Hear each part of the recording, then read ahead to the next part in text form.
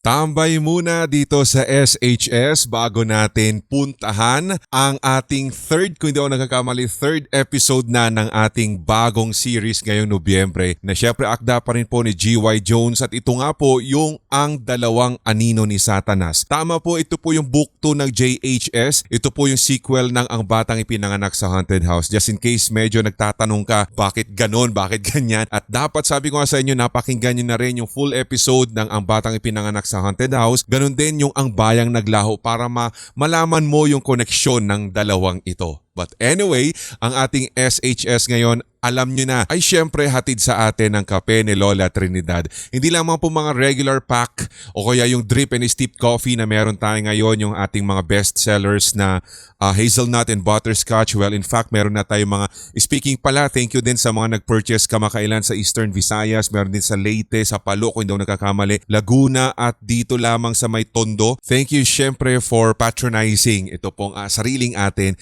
ang ating organic at masarap na drip and steep coffee ni Kape ni Lola Trinidad. At hindi lamang yan, meron na tayong mga tipid sulit pack, 3 drip bags ang naririyan. At kung mga tingi pa, nako, meron din po tayong solo pack na ngayon ni Kape ni Lola Trinidad. Hindi lamang yan, syempre yung mga HTV shirts, kung nagtatanong ka, marami po yan sa ating HTV merch sa Shopee at sa ating TikTok shop. So check nyo na lamang, like and follow ang ating Facebook page na Hilakbot at ganoon na rin ang ating Kape ni Lola Trinidad FB pages sa ating X, sa mga SOCMED natin, pinopost sa mga IG and FB stories natin.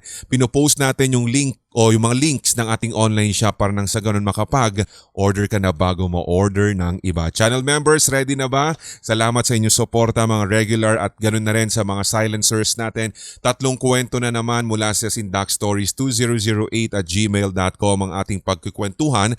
By this time mula kina Faye, si aka Lily at si Eric. You are listening to Subscribers Hilakbot Stories, true horror stories submitted by HTV Positive listeners.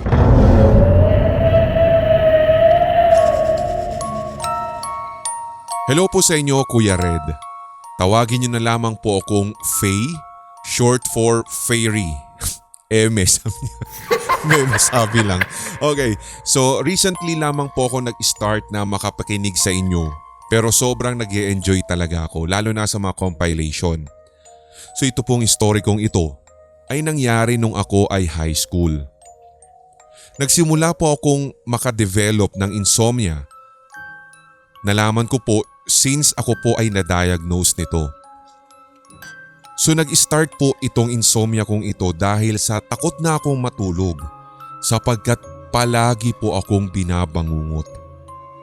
Hindi lamang po siya yung mga ordinaryong bangungot na katulad ng ilang mga sinishare na sa inyo, kundi binabangungot tungkol sa Santo Niño namin sa bahay. Noong bata po ako, parati po kaming inuutusan ng mama ko na linisan at paminsay paliguan si Niño tuwing naglilinis po siya sa bahay dahil madalas ay maalikabok ito. Madalas din po kasi na sinasabi sa amin ni mama ng kapatid kong bunso na kapatid daw namin si Niño, kaya dati ay kinakausap namin siya at binibihisan pa. Hindi ko na po matandaan kung kailan yung huling beses na nalinisan namin si Niño. Pero nung mag-high school na ako, tandang-tanda ko na wala ng isang mata si Niño namin dahil nahulog po ito. So konting backstory. Roman Catholic po kami, pero hindi naman po kami gaanong nagsisimba at hindi rin strict yung magulang ko pagdating sa relihiyon. Pagtungtong ko po ng high school, may mga kaklase at schoolmates ako na born-again Christians na nagsishare sa amin ng mga aral nila. At doon namulat ang aking kaisipan tungkol sa aral sa Bible. And isa na nga po doon ay tungkol sa second commandment ng Diyos na huwag sumamba o lumikha ng mga imahe o maging rebulto ng Diyos. So disclaimer lang Sir Red ha, hindi ko po kinokondem ang mga Catholic. Basta't I'm a changed person na po. At that time, naniniwala ako na hindi okay yung paglalagay ng mga santo sa bahay, pero hindi ko na lang din po kinwestiyon yung mga magulang ko tungkol nun. Until one day, natulog ako sa kwarto namin pero mga alanganing oras na iyon. Pasado 4:00 kung hindi ako nagkakamali. Doon nagsimula sa panaginip ko ang pagpapakita ng mga weirdong imahe. Tulad na lamang nito, senaryo sa panaginip ko'y nasa bahay raw namin ng mga kaklase ko noon, tapos nakita ko sila na nagkukumpulan sa kwarto namin at nag-uusap-usap. Lumapit ako sa kanila kasi mukhang natatakot sila pero ayaw lamang nilang ipahalata. Nung nilapitan ko sila, ang sabi sa akin mismo ng president ng aming klase na tignan ko daw yung Santo Niño namin. Dahil kanina pa daw ito nakatitig sa amin. So nilapitan ko at nakita ko talaga na yung mga mata niya, Sir Red, ay parang nagsa-side eye sa amin. At ang laki-laki oh my God, kinikilabutan ako. Sabi niya ang laki nung ngisi niya. So siguro na mahaba yung pagngiti niyang ganyan na abot hanggang tenga. Bigla rin pong nag-iba yung buhok nito, maging yung itsura. Naging si Mama Mary po ito na karga si Niño pero bumalik din ito sa pagiging Santo Niño. Sa sobrang takot ko po sa panaginip ko, tinaga ko po si Niño at nahati sa dalawa ang katawan nito. And yung isang parte ay ulo lang at yung kaliwang braso niya. Kinuha ko yung ulo na part nito pero bigla siyang nagdugo at umapoy sa kamay ko. At sa sobrang takot ko po ay inihagis ko ito sa labas ng pinto namin at pinuntahan si Mama at mga tita ko sa aming sala. Doon ko na raw sila pinangaralan tungkol sa pagbibili ng mga santo. Sinabi ko na hindi ito mabuti at ito ay labag sa utos ng Diyos. At habang sinisigawan ko sila, napatingin ako sa pinto namin at nakita ko na yung Santo Niño na hinagis ko ay nag-iba na ang itsura. Naging imahe na po ito ni Jesus na crucified pero ulo at kaliwang kamay lamang. Patuloy pa rin ito sa pagdurugo ngunit hinihila nito ang sarili papunta sa akin gamit ang natitira nitong braso. Sa sobrang takot ko po, doon na ako nagising. Pagtingin ko ay 7:00 na ng gabi. Agad ay bumangon ako at lumabas ng kwarto dahil naroroon ang Santo Niño namin. At pagdating ko sa sala, napaisip ako ng matagal at doon ko na-realize na nilalagnat ako dahil siguro sa sobrang takot. Marami pa po ako mga panaginip at mga experience na tungkol sa sleep paralysis na kinapapalooban ni Santo Niño. Andyang minsang hinahabol ako o kinakausap ako. Madalas po ay nakikita ko siya sa panaginip ko na bulok-bulok ang ngipin at sobrang sama ng ugali at mga sinasabi niya. Dahil doon ay takot na ako matulog dahil parati nga akong nag-i-sleep paralysis. Naranasan ko na rin pong makita ang sarili ko habang natutulog pero thankfully naman nagigising pa ako. Natigil lamang ang bangungot ko tungkol kay Niño nung nawala po siya sa bahay namin matapos pong magpa-renovate ang mga magulang ko. Ang sabi ni Mama, pinamigay niya raw ito sa kapitbahay namin noong naglipat kami ng mga gamit bago ayusin ang aming bahay. Sa ngayon po ay wala na akong sinasamba o sinasamahan na religion. Di na rin po ako gaanong takot sa Santo Niño at medyo naging okay na rin ang pagtulog ko.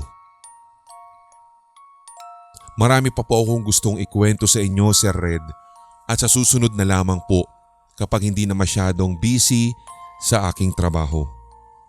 Patuloy pa rin po kayong magpasaya at sumama sa aming mga tigapakinig. Lalo pat tulad ko na ginagawang pampagising o pampawala ng antok tong mga stories ninyo. maraming salamat. Please wag muna kayong mawawala. Ito ang subscribers Hilakbot Stories. Balik mawawala. Ito naman masyado nyo siniseryoso yung mga sinasabi namin. Pero once again, maraming salamat. Kung pag-uusapan natin yung tungkol sa YouTube channel natin, Road to 200k, sana nga po ay ma-reach din to. At yun na, siguro pang 200k, tama na to. Baka yun kasi yun yung parang naglilinger sa isip niya pag sabi mawawala. Maraming salamat po sa inyo guys. Hanggat gusto nyo kami, hanggat gusto nyo mag-produce pa kami ng mga Hilakbot horror stories, hanggat may mga nakikinig pa po dyan, nandirito pa rin po kami. Basta't nandyan lang din kayo. Yun lang naman yung usapan natin dyan. Pero eto na, pag-usapan lang din natin syempre itong kanyang kwento. Alam nyo ba, legit guys, kinilabutan ako dun sa, kasi nai-imagine ko yung rebulto eh. Ito ha, hindi rin na, guys, Roman Catholic po ako. Ano sabi niya, Roman alcoholic? Ito si paring RJ, Roman alcoholic to. Pero yung isa pa, yung si Kuya Choy naman, ano siya, Roman numerals.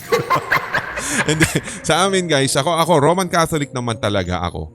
At marami na rin naman ako naririnig since syempre, tulad ko nga sabi ko sa inyo sa second course, may mga estudyante, mga kaklase ko, mga professor ko, na kahit marami silang kinikwento against sa Roman Catholic Church at sa paniniwala, ito na lang, sa paniniwala, wag na lang natin masyadong i-single out or i-point out sa sa mga tao ng simbahan. Doon na lang tayo sa belief. Ganito talaga yan guys. Sabi ko sa inyo, kapag religion ang pag-uusapan, maraming masasabi ang kahit na sino. Kapag religion na pag-uusapan, magdebate tayo, alam nyo hindi tayo matatapos dito. Kasi talagang ipipilit ang mga kanya-kanyang paniniwala, which is sana ay irespeto na lang natin. Kasi ganun talaga eh. Alam nyo ba, kaya nga marami nga po mga sekta ngayon, dahil din po yan sa mga nakita nilang irregularities sa mga paniniwala ng mga Katoliko. Hindi po to something against. Guys ha, huwag kayong masyadong triggered. Baka mamaya may hindi na naman. Please comprehend. Kasi mamaya magagalit na naman yung iba sa akin tungkol sa, di ba? Katulad na lang din po yung mga ibang mga kwento natin ni Draven Black na fini-feature natin lalo na sa Holy Week. Lalo na di ba yung kapag may mga tungkol sa santo na giniba, sinira, mga katulad niyan. Parang ganun yun eh, parang nagagalit kayo dahil parang sabi nyo may sa demonyo, parang demonic na kami masyado dahil sa ganun. Guys, hindi yan ganun. Kasi nga kung tutuusin ko, pagbabasehan lang naman natin, sino-sino ba ang mga santo? Sino-sino ba sila? Di po ba ang mga santo ay mga tao din lang naman yan na may mga category at saka talagang may mga kumbaga criteria na isa sa alang-alang katulad na lamang yung paglikha ng kababalaghan, yung bang parang mystery ba na nakapagpagaling, in a sense na parang nagpapagaling, yung parang ganun, hindi yung mystery na nagpapakita, lumulutang, hindi nakasahid ang paa sa lupa, hindi yun. Yung kumbaga parang sa criteria kasi bago ka maging santo, bago ka, ano bang tawag nila doon? Yung parang i-canonize, di ba? Tama, canonization, di ba? Marami munang isa sa alang-alang, 'di ba? Bago katuluyan na putungan ng titulo na saint sa Roman Catholic to, guys ha. Totoo to. At dahil doon, syempre sabi ko nga sa inyo, babalikan natin, ang mga santo kasi mga tao din lang naman yan na namuhay before, hindi naagnas ang katawan na something, meron daw parang divine intervention kasi, kaya parang alam nyo yan, alam ninyo yan. Diba? Kaya huwag kayong magagalit sa akin. And then apart from that, hindi lang yan pati syempre yung mga paggagawa ng mga rebulto. Ako talaga guys, kahit Catholic ako, kahit na nagsiserve sa simbahan ng lolo't lola ko, kahit namulat kami sa paniniwalang Katoliko, kahit na-memorize namin ang Biblia, totoo to, na andun na nga sa Bible to na diba, bakit tayo gagawa ng mga imahe ng mga ganitong klaseng mga itsura ng Diyos, itsura ni Jesus, diba? Na ganyan Well, in fact, ang sabi nga nila, wala naman talaga daw nakakita ng itsura ng Diyos. Sa totoo lang, liwanag lang siya. At saka questionable para sa mga, eto guys para sa mga nabasa lang namin to.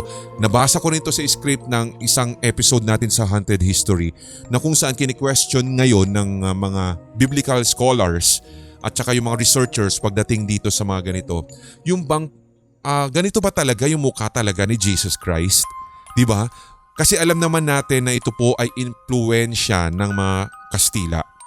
At kung titingnan daw natin, sabi doon sa mga claim ng mga biblical scholars na to at yung kanilang argument, mukhang Kastila nga, 'di ba? Si Jesus doon sa imahe niya. Kaya pag sinabi natin Jesus Christ, alam naman na natin anong itsura niya. Nandyan sa kalendaryo, 'di ba? Nandyan sa may mga pictures. Alam niyo na. Kaya kumbaga parang kapag babaliin natin yung paniniwala na yun at sasabihin, kahit sabi mo na pinag-aralan nila ng decades na itong bagay na ito, parang mahirap makikipag-argumento ka pa. Hindi, ito talaga yung itsura niya. Ito talaga. Hindi pwedeng baguhin. Di ba parang ganun? Kaya parang ito na rin yung sinasabi natin dito sa mga biblical scholars na ito na parang talagang mahirap nilang baliin yung nakagawian na lalong-lalo pa it's century old na talaga yung Christianism. Di ba? Yung Kristyanismo. Di ba? At saka yan nga yung sinasabi natin na maaaring dahil nga syempre sa Kristyanismong ito at dinala ng Kastila sa atin, ito na yung imahe na pinapaano na nila sa atin, mulat kumbaga. Lalong-lalo na yung mga paggawa-gawa ng mga rebulto, which is ako ko talaga against. Kaya kapag, alam nyo, kapag sinasabi nila may mga sapi-sapi, mas marami daw talaga o kaya sabihin na lamang natin na mas madali daw pong sapian ng mga masasamang elemento o kaya mga demon itong mga rebultong ito. Di ba? Dahil gawa ito ng tao. Di ba? Mahirap guys, mahirap. Basta umuulan na, alam ko umuulan na. Kung naririnig nyo po sa aking likuran, malakas na ang ulan.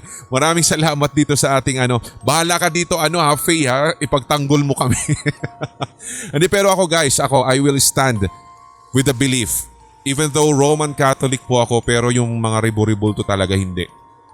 Or yung mga idols, sabi nga nila, di ba? Basta okay lang siguro na nandyan display, pero wag naman aabot sa extent na parang yun na nga yung parang sasambahin mo na daw. Yun naman yung ilang tawag nila dyan. So, pasensya na guys kung hindi tayo nagtatama ng ideology pagdating dito sa mga ribu-ribulto. Pero talagang totoo din yun na ang creepy lang kasi kapag naisipin na ganun. Diba na basta bahala na kayo dyan guys, malalaki na kayo. Hindi ko na kailangan i-explain pa ng husto.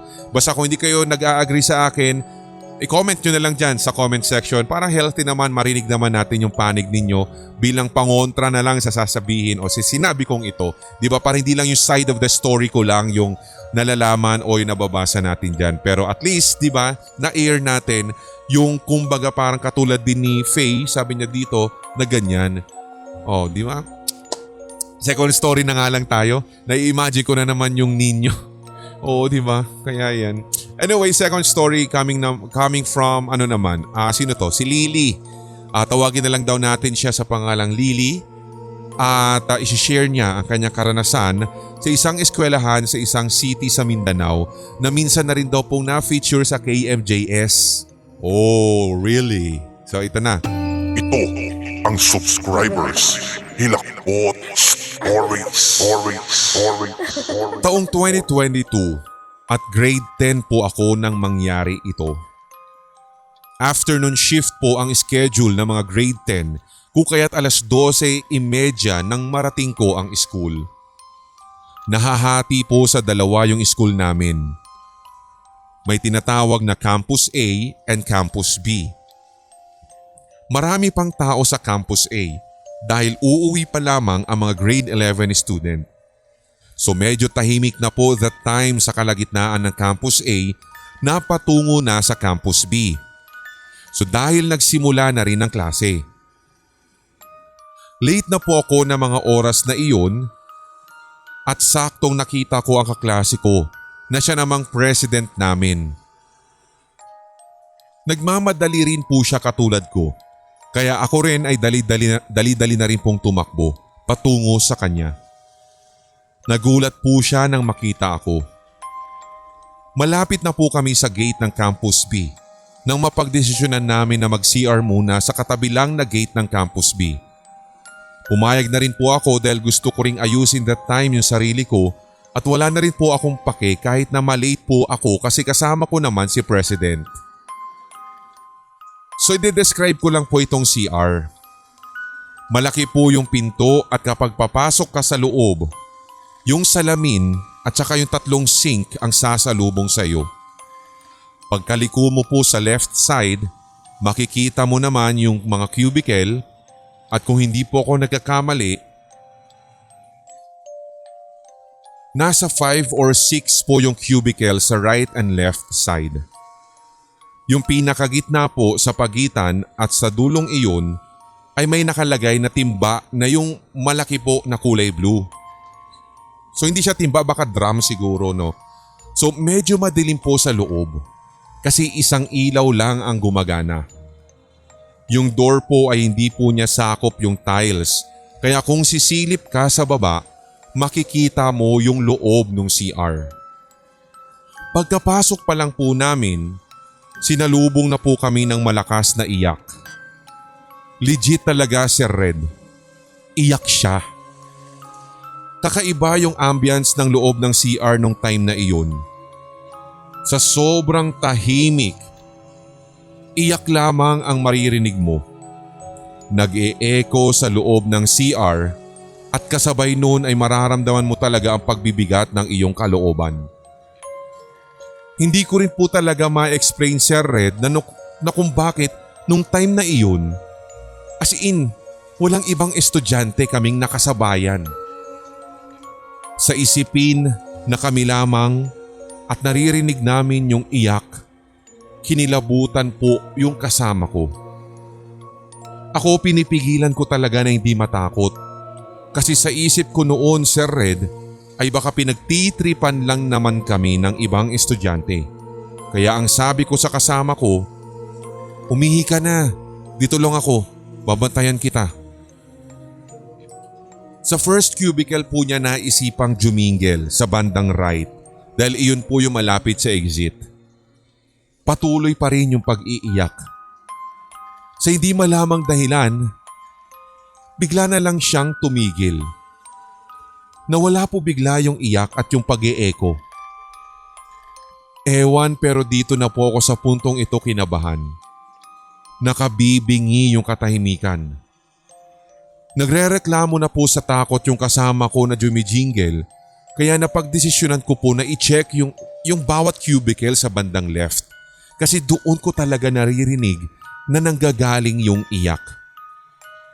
Nag-squat po ako noon at isa-isa ko pong sinilip ang bawat cubicle banda sa left. Nahinto po ako sa third to the last na cubicle at doon po, Sir Red, may nakita po talaga akong nakatayo. The weird thing was, hindi siya gumagalaw. Nakatalikod lamang siya. Yun bang parang nakaharap siya sa wall. Sinabi ko iyon sa kasama ko at dali-dali kaming tumakbo pa palabas ngunit pinigilan ko siya nang sabihin niya na pumunta na kami sa room. Naghintay po kami sa labas ng CR sa pagbabakasakali na mahintay din namin sa kung sino yun ang titrip sa aming estudyante na umiiyak sa loob nun. At sakto, Sir Red, may lumabas na babae. Chubby po siya, mahaba ang kanyang medyas. Nalampasan na po kami ng babae at saka ko lamang tinignan yung kasama ko at ang sabi, hindi siya yung nakita ko sa loob ng cubicle. Kasi yung medyas niya mahaba, tsaka stripe, tapos kulay white, tsaka violet. Yung nakita ko sa loob ng cubicle, maikli lang yung medyas. Naghalong puti at itim. Yung medyas po ang ginawa kong palatandaan kung kaya't ganoon na lamang po ang aking takot nang makitang hindi tugma sa babaeng lumabas ang nakita ko kani-kanina lamang. Kinuwento ko po iyon sa aking kaklase hanggang sa nabanggit na rin niya na mahigit ilang taon na pong sarado ang CR na iyon at sa hindi malamang pagkakataon, bakit nung taon lang din na iyon binuksan ang CR at pinagamit sa ibang estudyante. Sinasabing isinara daw iyon dahil may nasapian daw na masamang espiritu na isang estudyante dati sa loob ng CR na iyon. You are listening to Subscribers Hilakbot Stories, true horror stories submitted by HTV Positive listeners. maraming salamat din sa pagbabahagi ng kwentong ito. Sana makabahagi ka pa ng iba pa.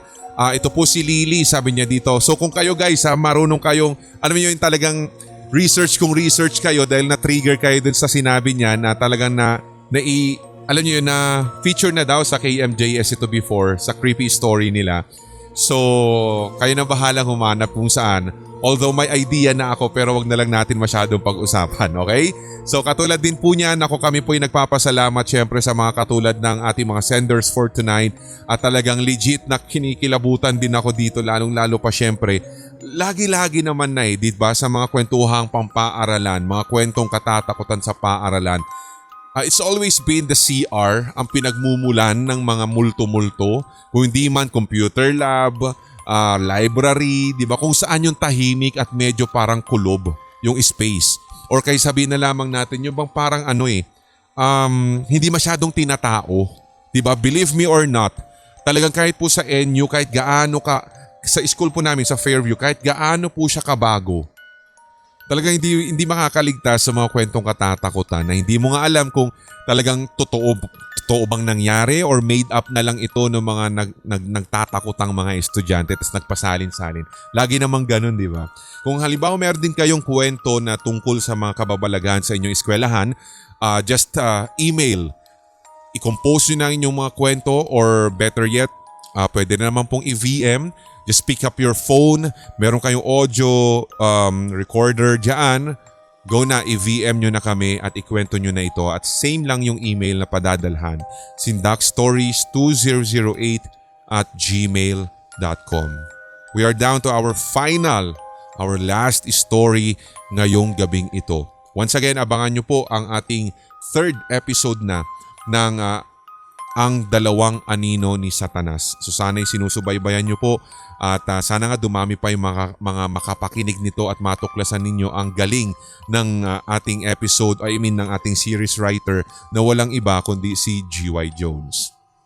Ito ang kwento naman ni Eric. Ito ang subscribers Hilakbot Stories. So, paki-notify na lamang daw Admin Clay kung sakali man, sana nga. Pero ito daw po ay kanyang karanasan na kwento sa akin ng aking nanay. At tungkol po ito sa akin at aking tiyahin. By the way, tigahanga, tigapakinig nyo na po ako since 2022. Nakita ko po yung liham na isinulat ng aking tiyahin noon na nakasulat sa 2 pahinang yellow pad. Ang sabi po niya ay na-e-excite siya na ako ay maipanganak dahil gusto raw po niya akong bisitahin at alagaan. So dahil sa hindi po inaasahang pangyayari, na-aksidente po siya. Nabangga po siya ng jeep at yun po ang naging sanhi ng kanyang kamatayan. Ang araw po ng kanyang kamatayan ay araw rin ng aking kapanganakan. 30 minutes na po ang nakalilipas nang siya po ay nasawi dahil sa aksidente and then ako naman ay ipinanganak. So pagkapanganak po sa akin ng aking ina, syempre napagod at natutulog siya. Dumalaw raw sa panaginip niya si tita. At sinabi pa daw doon na pasensya na kung hindi daw po ako madadalaw ng aking tiyahing iyon sapagkat siya ay aalis na. So ang buong akala po ni nanay ay hindi siya makakadalaw kasi kasalukuyan din pong nagre-review si tita noon para sa kanyang midterms. And then after po nun, nung sanggol pa lamang ako, sa tuwing magkakasakit ako ay bigla na raw po akong titigil sa pag-iyak. Tatawa na lamang na parang nilalaro po ako. Until now, nagkakaroon po ako ng 2 malalang aksidente sa motor pero nagpapasalamat po ako kasi feeling ko iniligtas pa rin po niya ako. Nagulat naman ako dun sa kulog. So ayun lamang po Sir Red. More power and God bless us all. Ito ang subscribers Hilakbot Stories. Stories. Maraming salamat sa ibinahagi mong kwento. Mas creepy pa lang mag-record kapag umuulan tapos may kulog kidlat. Nagulat ako dun. Diyos ko, kakakape ni Lola Trinidad mo yan. Drip and Steep Coffee at meron na rin po tayong sulit tipid pack at solo pack ng kape ni Lola Trinidad. HTV shirts bang hanap mo? Go na sa ating HTV merch sa Shopee at sa ating TikTok shop. Okay? Go na bago ma-order yan ng iba. Yan, maraming salamat dito kayo. Medyo nakulangan ako dito sa'yo sa binahagi mong kwento, Eric. Kaya kung sakali mang magbabahagi ka pa, sana mas dagdagan mo pa yung details kasi kumbaga parang marahil nagmadali na lang to si Eric para lang maisalaysay niya yung pinakasimple na paraan kung paano niya sa atin ito ilalahad. Kasi sabi niya sanggol daw siya hanggang naging toddler, nagkakasakit siya tapos bigla na lang titigil yung pag-iyak, bigla na lang tatawa na parang may nakikipaglaro sa kanya. So after ba niyan, gumagaling ka na? Parang ganon. Diba? Kasi sa tuwing nagkakasakit daw siya, may nakikita siyang ganon nung bata pa siya. And then till now, excuse me, mayroon daw siyang accident sa motor pero so parang feeling niya ay nililigtas siya ng kanyang tiyahin. So basically parang naniniwala ka na naging guardian angel mo na si tita mo, parang ganon. Diba? Or nasa faith mo lang. Minsan guys, sa totoo lang kayo na bahala kung talagang maniniwala kayo sa guardian angels, something like that. Pero sabi nga nila kung hindi din daw po talaga malakas ang paniniwala o pananalig mo, baliwala at talagang hindi din daw effective or hindi mo talaga matatagpuan, masusumpungan na nasaan si guardian angel, di ba? Mga katulad niyan. So nasa paniniwala talaga ito at lakasan lang ang pananalig talaga. Di ba? God bless us all, sabi nga niya. Salamat sa mga senders for tonight. Pasensya na medyo maulan. Lumalakas po talaga at naririnig ito sa ating recording. Ako pong muli si Red hanggang sa susunod po nating kwentuhan. Tuloy-tuloy lamang ang hawaan para wala ng galingan at lahat tayo ay solid. HTV Positive. Love you guys.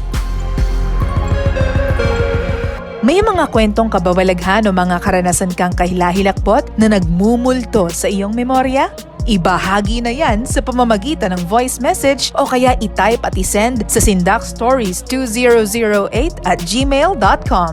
Maaari ring i-private message sa Hilakbot TV Facebook page. Ating pagkwentuhan ang inyong real paranormal experiences kasama si Red. Lunes at Biyernes, alas 9 ng gabi. Ito ang Subscribers Hilakbot Stories.